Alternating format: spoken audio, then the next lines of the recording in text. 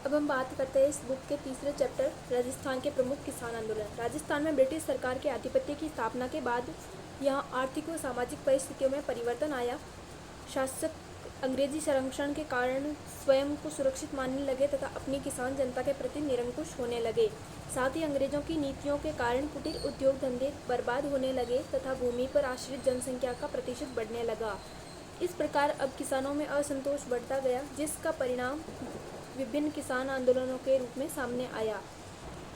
पहला किसान आंदोलन है बिजोलिया किसान आंदोलन। बिजोलिया, जो वर्तमान में भीलवाड़ा जिले में स्थित है, मेवाड़ राज्य में प्रथम श्रेणी का ठिकाना था। इस जागीर की भौगोलिक बनावट इस प्रकार थी कि यहाँ के किसान आंदोलन के समय बड़ी सुगमता से पड़ोसी सीमावर्ती राज्यों में पलायन कर सकते थे। यहाँ के अधिकांश लोगों की जीवन निर्वाह कृषि पर आधारित था। कृषकों में अधिकांश धाकड़ जाति के लोग थे। वे अपने परिश्रम और दक्षता के लिए प्रसिद्ध थे। जाति के रूप में वे संगठित थे तथा पंचायत व्यवस्था में उनकी दृढ़ निष्ठा थी।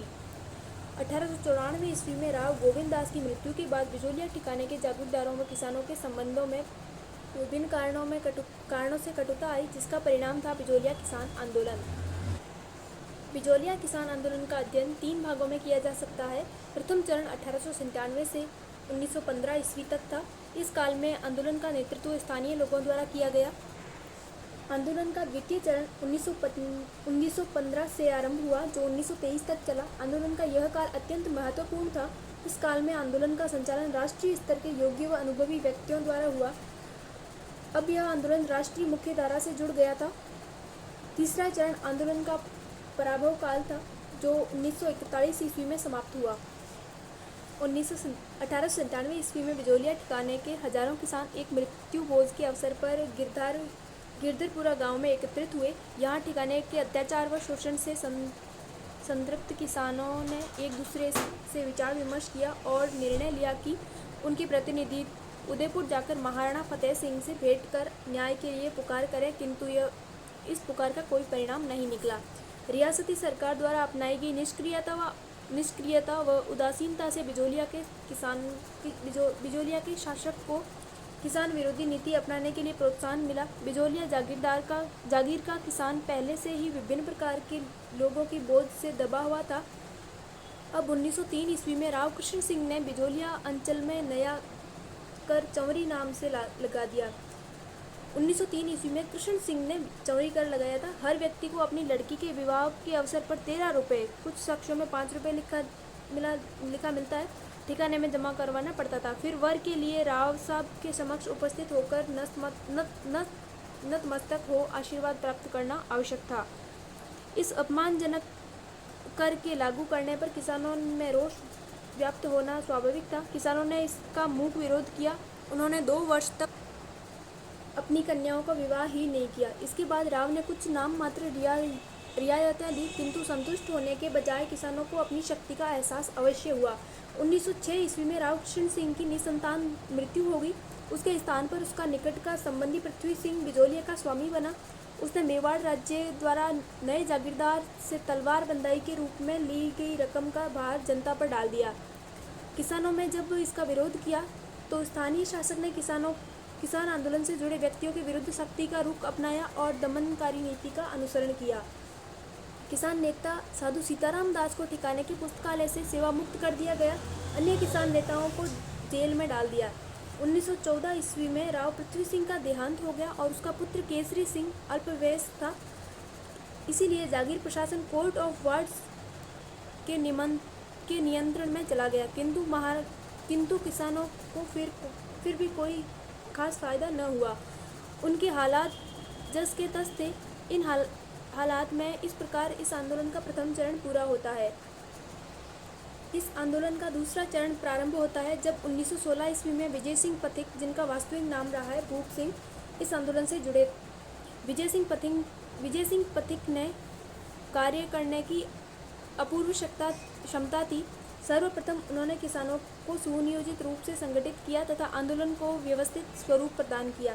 उन्होंने बिजोलिया में विद्या प्रचारिणी सभा का गठन किया, जिसके तत्वावधान में एक पुस्तकालय, एक पाठशाला और एक अखाड़ा चालू किया। ये राजनीतिक गतिविधियों के केंद्र बन गए। माणिक्यलाल वर्मा, जो इस समय बिजोलिया ठिकाने में एक कर्मचारी पद पर कार्यरत थे। पथिक के संपर्क में आए उन्होंने पथिक से प्रभावित होकर ठिकाने की नौकरी से अवकाश ले लिया। उन्होंने पथिक से आजीवन देश सेवा की दीक्षा ली और पथिक के साथ किसानों को संगठित करने के कार्य में जुट गए। इस कार्य में साधु सीताराम दास का भी पथिक को बड़ा सहयोग रहा। विजय सिंह पथिक उपरमाल क्षेत्र में अत्यधिक लोकप्रिय हो गए। वहाँ के निवासी उन्हें महात्मा जी कहकर संबोधित करते थे। उनके आदेशों का पालन करने के लिए वे सदैव तैयार रहते थे। पथिक किसानों की दुर्दशा से परिचित हो चुके थे। इस भयावह स्थिति के निवारण हेतु पथिक ने किसान आंदोलन को सक्रिय बनाने का निर्णय लिया और 1917 ईस्वी में हरियाली अमावस्या के दिन उपरमाल पंच बोर्ड के तत्वावधान में क्रांति का बिगुल बजाया। उपरमाल पंच बोर्ड की स्थापना हरियाली अमावस्या के दिन 1917 ईस्वी में पथिक जी ने करी थी। पथिक ने किसानों को युद्ध का चंदा नहीं देने के लिए आह्वान किया। किसानों ने घोषणा की कि वे बेगार नहीं देंगे। गोविंद निवास गांव के नारायण जी पटेल ने ठिकाने में बेगार से इनकार कर दिया। इस पर ठिकाने के कर्मचारियों ने उसे पकड़ लिया और कैद कर दिया। इसकी सूचना मिलने पर किसान पंचायत के आदेशानुसार किसानों के जत्थे बिजोलिया पहुंचने लगे। ठिकाने के प्रशासक भयभीत हो गए। उन्होंने नारायण जी पटेल को जेल से मुक्त कर दिया। किसानों की यह प्रथम विजय थी। पथिक ने बिजोलिया किसान आंदोलन को राष्ट्रीय स्तर पर लाने व सहयोग दिलवाने के उद्देश्य से प्रताप समाचार पत्र के संपादक गणेश शंकर विद्यार्थी से संपर्क किया। गणेश शंकर विद्यार्थी प्रताप समाचार पत्र के संपादक थे। उन्होंने अपने पत्र प्रताप में बिजोलिया आंदोलन संबंधी समाचार देने के लिए एक स्थायी स्तंभ ही खोल दिया। इस प्रचार के फलस्वरूप देशवासियों का बिजोलिया किसान आंदोलन की ओर ध्यान आकर्षित हुआ। महात्मा गांधी ने बिजोलिया किसान आंदोलन संबंधी जानकारी प्राप्त करने के उद्देश्य से पथिक को बम्बई आमंत्रित किया। पथिक ने बिजोलिया के किसानों पर किए जा रहे अत्याचारों का विवरण गांधी जी के समक्ष प्रस्तुत किया, जिससे गांधी जी प्रभावित हुए। गांधी जी ने अपने निजी सचिव महादेव भाई को उपरमाल के किसानों की स्थिति की जांच करने के लिए बिजोलिया भेजा। गांधी जी ने इस आशय का एक पत्र महाराणा को भी लिखा था। गांधी जी ने बिजोलिया किसान आंदोलन के प्रति नैतिक समर्थन दिया। प्रारंभ में ब्रिटिश सरकार बिजोलिया के आंदोलनकारी किसानों को रियायतें देने के पक्ष में नहीं था। शनि स्थिति में परिवर्तन आने लगा। अगस्त 1920 ईस्वी में भारत में महात्मा गांधी के नेतृत्व में असहयोग आंदोलन प्रारंभ हुआ, जो 1921 ईस्वी में भयंकर रूप ले चुका था। ऐसी स्थिति में ब्रिटिश सरकार ने निश्चय किया कि बिजोलिया किसान आंदोलन को तुरंत शांत किया जाए। इस उद्देश्य से ब्रिटिश सरकार ने एक उच्च स्तरीय समिति का गठन किया, जिसमें एजीजी रॉबर्ट हॉलैंड, उसका सचिव आगलवी, मेवाड़ के ब्रिटिश रेजिडेंट विल्किंसन, मेवाड़ राज्य के दीवान प्रभाष चंद्र चटर्जी और राज्य के शायर हकीम बिहारी लाल को रखा। लंबे विचार विमर्श के पश्चात 11 फरवरी 1922 ईस्वी को ठिकाने और किसान पंचायत के बीच समझौता हुआ। एजीजी हॉलैंड ने किसानों के पक्ष के औचित्य को स्वीकार किया। समझौते के अनुसार किसानों को अनेक रियायतें दी गई। लगभग 35 लागें समाप्त कर दी गई। इस प्रकार 1922 ईस्वी में आंदोलन समाप्त हुआ।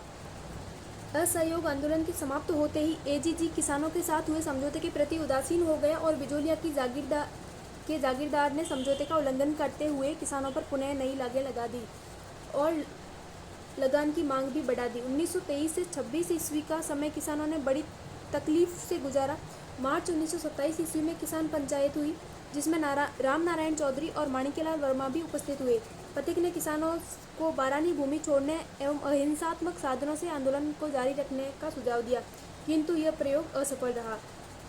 20 जुलाई 1931 ईस्वी को सेठ जमनालाल बजाज ने उदयपुर में महाराणा तथा सर सुखदेव प्रसाद से व्यापक विचार विमर्श किया, जिसके फलस्वरूप समझौता हो गया। हालांकि उदयपुर ने इसका पालन न किया, किंतु जब मेवाड़ प्रजामंडल आंदोलन का व्यापक प्रसार हो रहा था, तो इस भय से कि किसान प्रजामंडल से न जुड़ जाए, कुछ पहल आवश्यक थी। 1941 ईस्वी में मेवाड़ के दीवान टी विजय राघवाचार्य ने राजस्व मंत्री डॉक्टर मोहन सिंह मेहता को बिजोलिया भेजा, जिन्होंने किसान नेताओं व अन्य नेताओं से बातचीत कर किसानों की समस्या का समाधान करवाया। किसानों को उनकी जमीनें वापस कर दी गई। इस प्रकार यह आंदोलन समाप्त हो गया।